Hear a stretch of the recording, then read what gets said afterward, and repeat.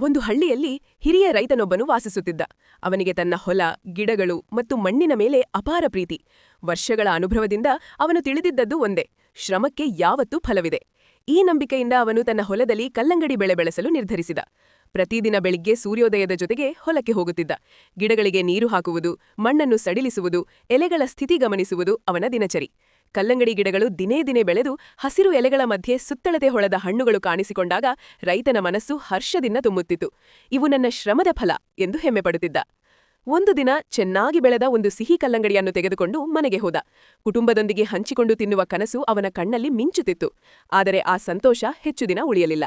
ಮರುದಿನ ಬೆಳಿಗ್ಗೆ ಹೊಲಕ್ಕೆ ಹೋದಾಗ ಅವನ ಹೃದಯವೇ ನಿಂತಂತಾಯಿತು. ಕಾಡಿನಿಂದ ಬಂದ ಎಮ್ಮೆ ಹುಲಿಗಳ ಗುಂಪು ಹೊಲವನ್ನು ನಾಶ ಮಾಡಿತ್ತು. ಗಿಡಗಳು ಮುರಿದಿದ್ದವು, ಹಣ್ಣುಗಳು ಚಿಂದಿಯಾಗಿದ್ದವು, ಹೊಲವೆಲ್ಲ ಗೊಂದಲದ ಗುರುತುಗಳಿತ್ತು. ವರ್ಷಗಳ ಶ್ರಮ ಒಂದೇ ರಾತ್ರಿ ನಾಶವಾದಂತೆ ಕಂಡಿತು. ರೈತನು ಕ್ಷಣಕಾಲ ಮೌನವಾಗಿ ನಿಂತ. ಕಣ್ಣಲ್ಲಿ ನೀರು ತುಂಬಿತು. ಆದರೂ ಅವನು ಕುಸಿಯಲಿಲ್ಲ. ತನ್ನೊಳಗೆ ತಾನೇ ಹೇಳಿಕೊಂಡನು: ಸಂಪತ್ತು ನಾಶವಾದರೂ ಶ್ರಮ ನಾಶವಾಗಬಾರದು.